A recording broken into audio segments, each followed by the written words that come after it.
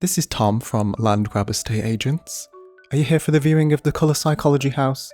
You are? Okay. Rent per month is about £575,999, so it's very competitive. The landlord won't go any lower than that, I'm afraid, because it's very important he be able to purchase his San Pellegrino. Absolutely no pets whatsoever. Children are allowed, even though children are more likely to, get crayons up the walls than a pet is to damage the house. There's also been sightings of red eyes in the shrubs, if you do need to make a pact with the devil for financial gain. So, if you like moderately decent builds and ridiculous commentary, do subscribe.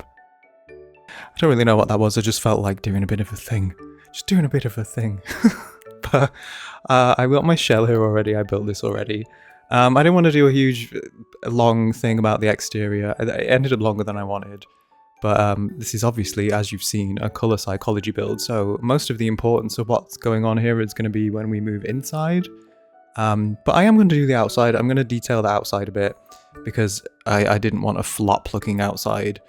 So, as usual, lots of detail on the outside.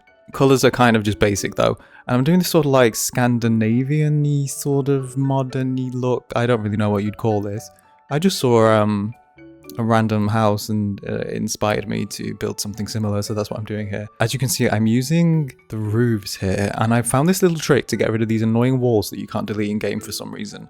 And you get an archway with move objects on. Obviously you stick it on the wall, and then you can use the tool mod to size it down to like 0.001 or something, and it goes invisible, but the wall disappears as well, because that's just how it works.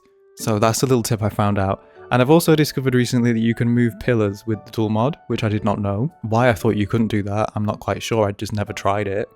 But you can see here, I've placed them where they don't want to be, so they want to get deleted when I put the this wallpaper on, which doesn't stay because I decided I didn't like it. See, I've already changed it. But they want to get deleted. So what I've done here is with the Better Build Buy Mode mod, if you turn on deletion protection, it will stop all that glowing yellow stuff from being deleted it's always when you're doing stuff with the walls. I don't know why. But yeah, that's another little tip. But yeah, you can move those pillars around with the tool mod, which you're going to see me doing a bit as a little trick, which is nice to know, because I didn't know that. So someone told me in the comments the other day, so thank you, because I really did not know. Here I am. So I've moved them there with the tool mod, and I've used moved objects on this like steel pillar thing in order to make it a square. It's a bit finicky, it's a little bit, see, I have a problem here where you can't then change the height of them, so you have to sort of bring them out and do it again. They don't, the pillars are the thing that gives me the most grief in this build. They don't like to behave when they're in a spot that they don't want to be in. So I did have to redo them a couple of times. I'm going to save that till last, if I ever do anything with pillars and move objects again. But yeah, it's nice to be able to have that power now, my tool mod empowerment. So I'm just going around using tool mod, neatening these up a bit. I've gone for this like wood and dark sort of palette. I'll be honest, there's not much colour psychology in that. Like my thought is that you're living in the house, you're not seeing the exterior of the house when you're inside it, so it doesn't really matter that much. So I just did this sort of like woodlandy, yeah, Scandinavian-y thing. But I've got these windows out. I'm using some wall decorations. I'm using these wall frames to sort of frame them out a bit. I just wanted a little bit more detail. I can't just do things basic. I can't just put a window on and leave it at that. I have to decorate the windows. It just makes it a bit more unique. I just prefer it. So that's what I'm doing. And a little bit of a glass balcony area there too. My slats, my wooden slats, my favorite objects. I will use them in every build. But yeah, just doing a bit of custom work here to add a bit more details of the walls. All of this was completely unnecessary, as you can tell. It's really unnecessary. But I cannot just go inside and start decorating. I have to have a pretty exterior, otherwise I'm just not motivated to do it. So that's why we're doing all this. And I've also got some like custom fence pieces out too that I think are from Harry. Except I think I use them and then I delete them because I'm too chaotic to stick with something. But yeah, we are eventually going to move in this build. I'm going to go through some color psychology with you because I'm in my psychology era, I guess, my mental health and my psychology era. I wanted to do this build because I'm living in a house currently that's got all magnolia walls, and obviously, if you rent, you're not allowed to paint them. I honestly think picking the color of the walls of the place you're living in should be just a human right. I believe that. I'm starting campaigning for that right now because I swear, like the color of hell is not red and orange, it's magnolia. It's just horrible. Yeah, every single place you rent, it's just like white walls, magnolia walls. I guess some people like the plainness of it, but it's so sterile and miserable. I like my color. I like to have at least a feature wall, and I have painted a wall once. I wasn't supposed to. When I was renting an apartment, I did paint the wall, and I painted it white when I left, so they couldn't tell. But you're not actually meant to do that. So let's get rid of that. Let's make a law. I can paint my walls whatever color I want. That's what I'm campaigning for 2025. Yeah, so I'm just covering up here with these more wooden wall pieces. The build that I was trying to do, the sort of inspiration for this was very sort of wooden slatty, but I couldn't do exactly how the roof piece was. I sort of just made up my own thing here, which is what I'm doing. But I'm mostly doing this just to cover that line there that's remained from that triangular ceiling in the roof, and then using some wooden slats here. Size down. Again, is any of this necessary? No. Am I doing it? You bet. Because I have to. I have to before we get inside. And then we'll start talking about colour psychology, I promise. Placing these slats. I had to delete the wall. As I always say, if you've got a problem with things pinging to a wall, sticking to a wall where you don't want them to, just delete the wall, get rid of it, goodbye. You can put it back in again, it's fine. It normally won't break your build. But it was fine, see. So I'm just repeating it on the back here. What have I got? I think they're either from Felix or Harry, these window edge things. And then I think the wooden sort of panel pieces that I put at the bottom of the windows to customize them even more completely unnecessarily are from Harry's spoon set. I'm going to use a little foundation-y piece here to... I'm going to do like an elevated garden. My thoughts on this is it's sort of like a new build. And a lot of them have this sort of fake grass now, don't they? It's quite miserable. Just like, why?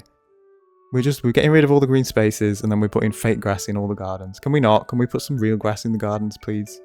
So as you can see here, I've just repeated the front sort of design on the back. I didn't record all that because, as I said, I'm trying really hard not to have this be a video with a lot of exterior work, but here we are. We're just doing a bit more extra work.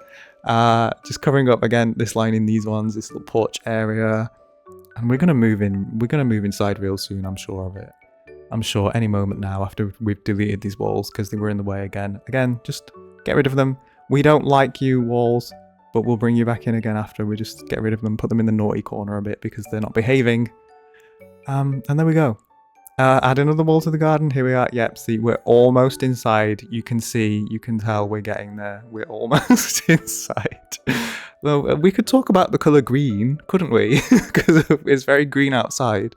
So I know the green out here isn't a particularly deliberate choice because plant life is just green, whether you like it or not. But green in psychology and colour psychology, we are quite close to. Green apparently is actually the colour that we can distinguish the most differences between shades of green.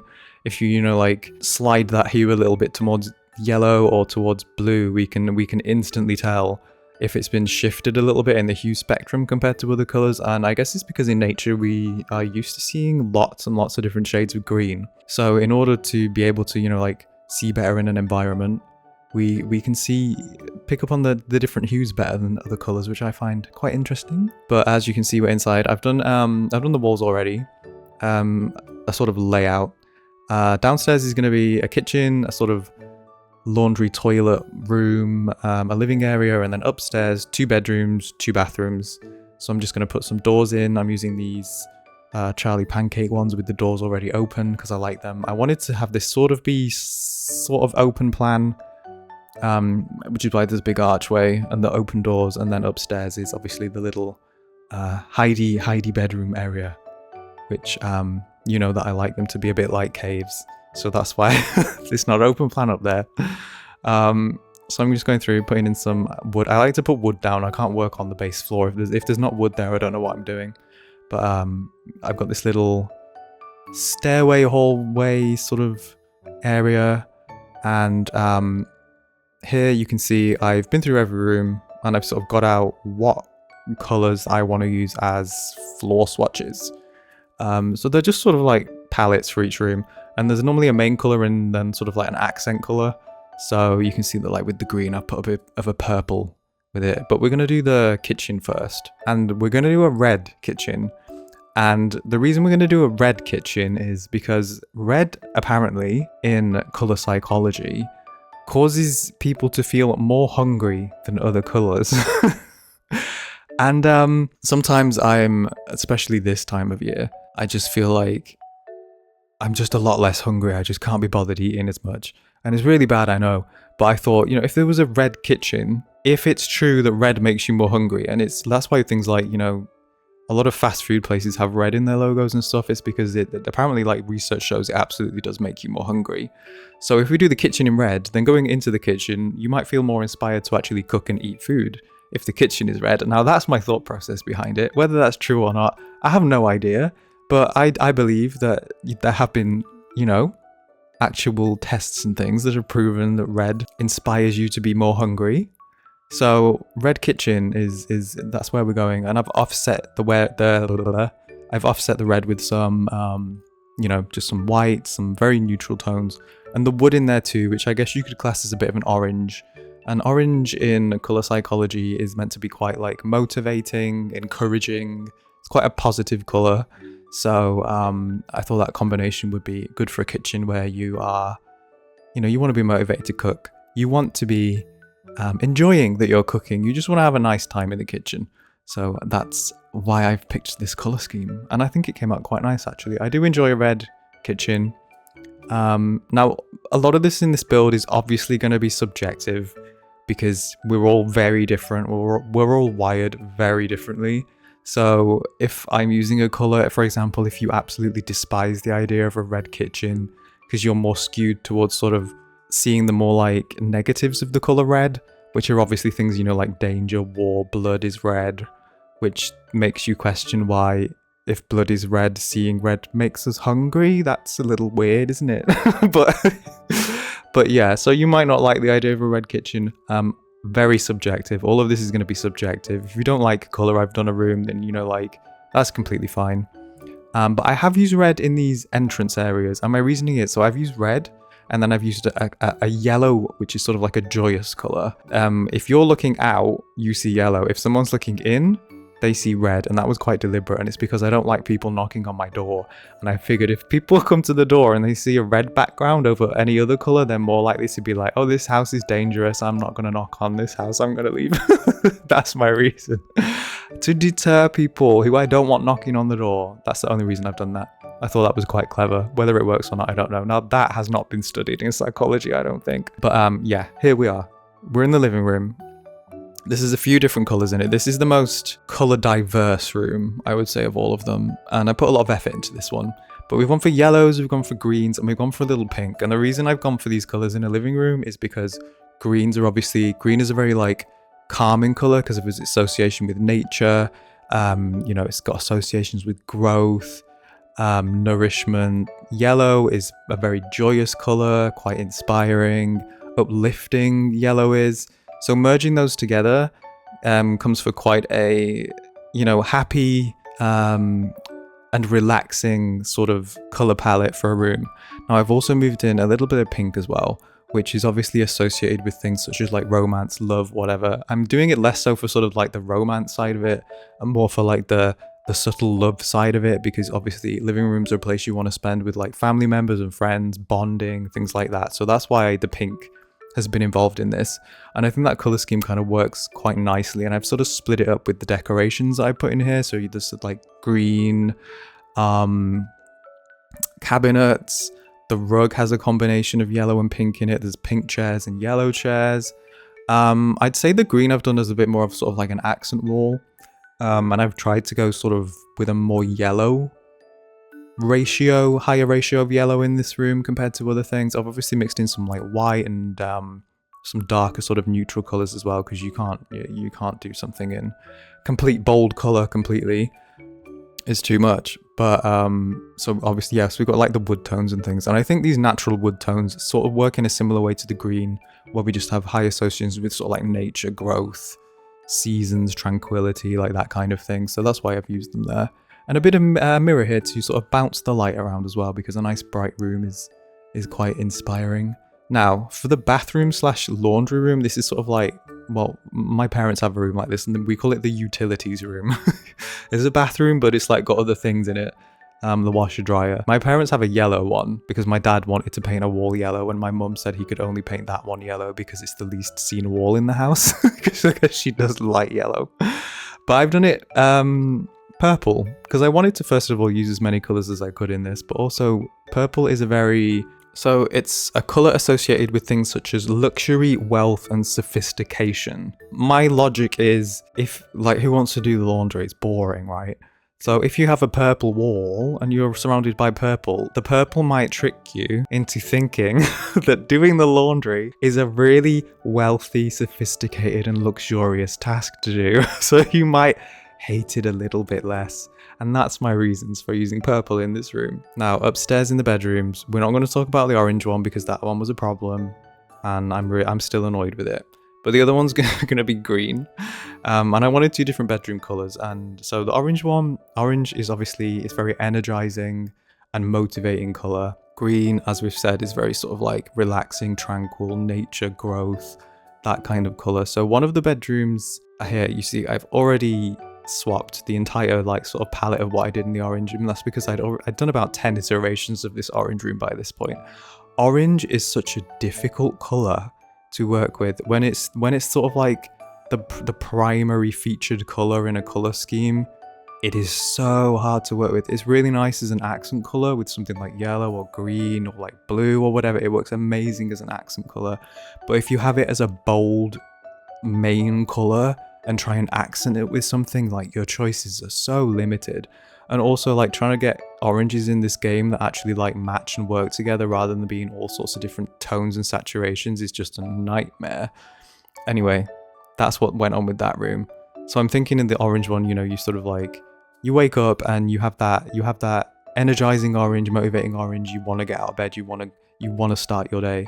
And then in contrast, you've got this green one, which is maybe someone who has like a very fast-paced, stressful job, and they want to come home and they want the bedroom to actually be just something that's incredibly relaxing, brings them very much back down to earth, lets them forget about sort of things, focus on, like, you know, tranquility and nature. And that's why it's also facing out. This one sees out into the garden rather than the front of the house, which is on the street.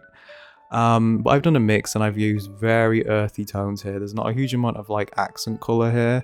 But yeah, I wanted the emotion and stuff to be, you know, very just like tranquil, very peaceful.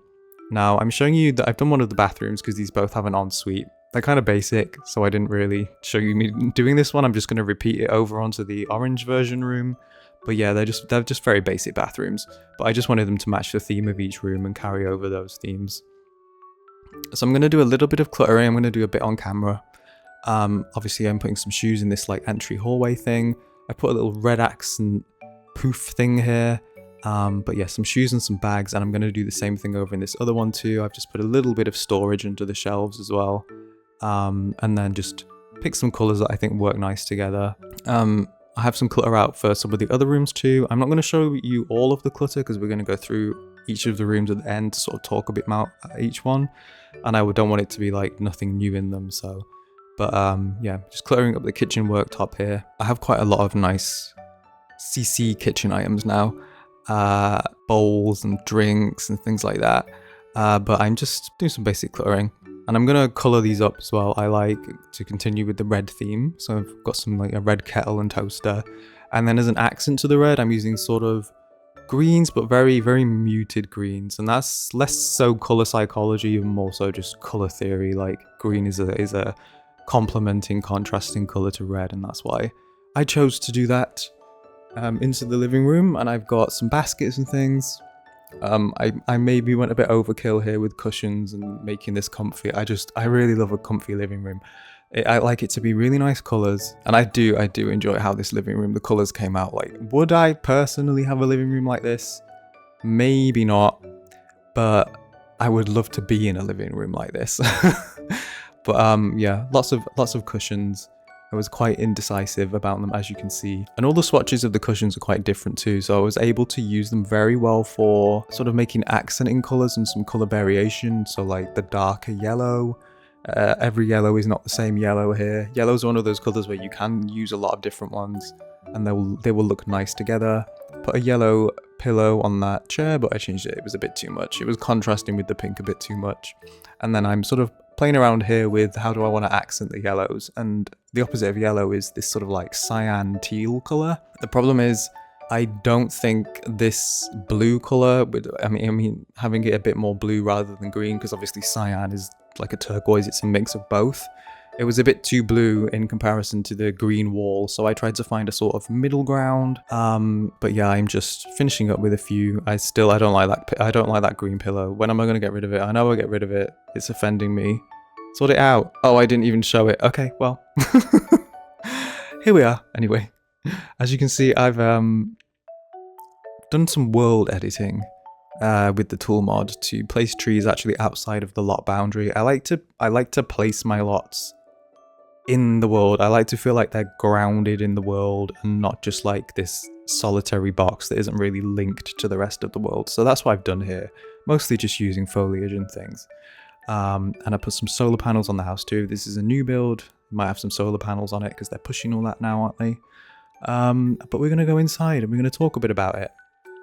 So here's the red. Don't come in here, it's dangerous, get out. We're going in the bathroom. And I've also applied some effects to this sort of cinematic as we go through it to show you how it all looks. I think one's going to come up soon. How this looks when there's no colour in it. And then as you can see when the colour's revealed, you can sort of get that feeling of sort of like luxury in there from that purple. Don't mind the glitching. In the kitchen. And here's the red, and suddenly it sort of breathes life into it. And I can't say that I 100% agree with what, you know, psychology typically says about the colours. I'm very colour sensitive. So for me, this red is I can accept this red in a kitchen. It's sort of more like a dark red. If someone had put a bright red in a kitchen, I think I'd hate it, I'd leave, and I wouldn't want to cook in it. So it's very subjective, as I said. But moving into the living room, you can see I've cluttered up a little bit more, got rid of that cushion that I told you I was going to get rid of, but there's a plant in here now, there's a few plants and things, just sort of added a little bit extra. There's some books on the shelves, but I really like how this room came out, how the colours tie together. This build took me a lot longer than it should have because I was really obsessing over things like this. As you can see, with no colour, it's just bland and like renting a place. And then the colour comes in and oh my god, what such a difference. This is why we need to be able to paint our walls. Make it illegal for them to not let us paint our walls. Anyway, we're going upstairs. I put some custom content pictures on here to just add a little bit of interest. I think it's nicer this way. But you can see it again. This is the white walls we get. And oh my god, all of a sudden, so much joy because of that yellow. This is how effective it is. We're going to move into the disaster bedroom, the giraffe bedroom, the orange bedroom. It's sort of alright. I'm not happy with this bedroom, I'll be honest.